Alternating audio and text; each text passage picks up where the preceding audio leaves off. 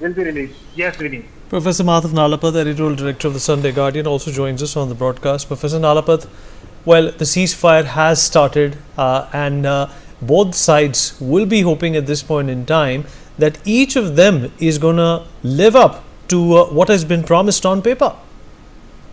Yes, I am absolutely delighted that at least three of the hostages are going to be released imminently. That's really good news.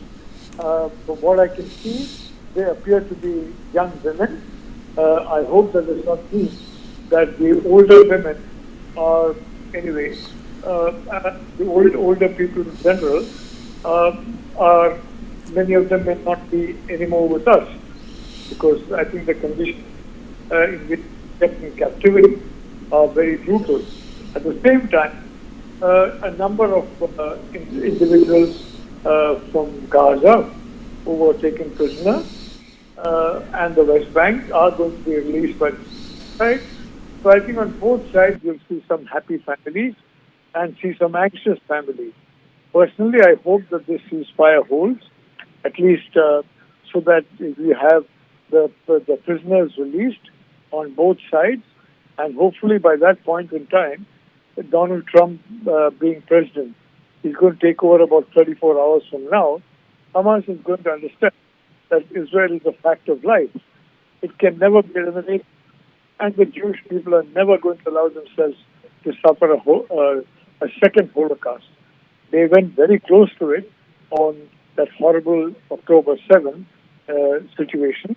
I think that will be an indelible mark on the Israeli psyche, especially the Jewish psyche, and on the Jewish state. But hopefully, Hamas will realize the futility of resorting to violent means, and more importantly, the fact is that much of its military infrastructure, my estimate around 80 to 90%, has been destroyed. I am very sure that Israel is going to ensure that fresh supplies do not come through from any border, sea or land. In fact, unfortunately, a lot of lethal weapons came through during possibly the land border in the past, which is how the October 7 attack was planned and carried out.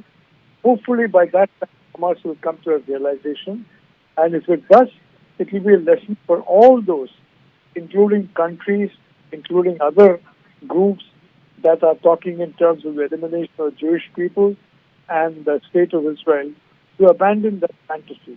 The Jewish people have gone through hell in the 1940s, and they are very clear they are not going to allow that to happen again, and they're going to fight and fight to ensure that it does not happen again. So I think I'm very happy about this happening, and I really hope that the process continues until all the hostages are released and the Palestinian other side are released.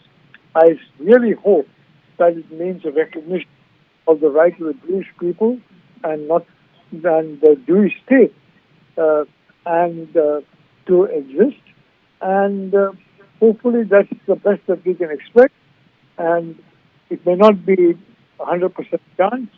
I'm not even going to venture odds on that. But at least that's something that we'll all hope for. Thank you.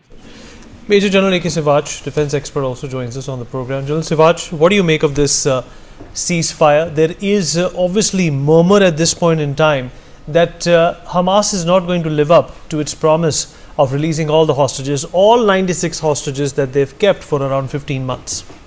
Vineet, see, the things are very clear. In case Hamas do not follow the terms and conditions which are stated in this basically deal, then Israel will not follow the ceasefire. Israel will then start firing again on Hamas. So the point is, the ball is in the court of Hamas.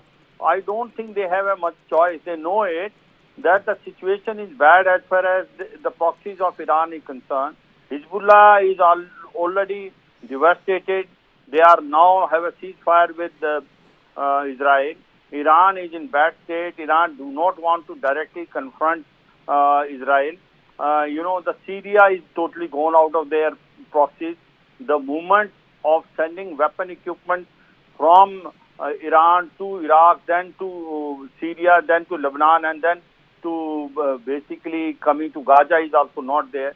So I don't think Hamas has any other choice. Hamas has to follow whatever rules and regulations have been framed by both the parties, which is brokered by US, Egypt, and Qatar. So the question comes is that if they do not follow, then Donald Trump is taking over on 20th January, and Netanyahu and Donald Trump combination is going to be very deadly for Hamas. And they will repent throughout their life if they don't follow rules and regulations.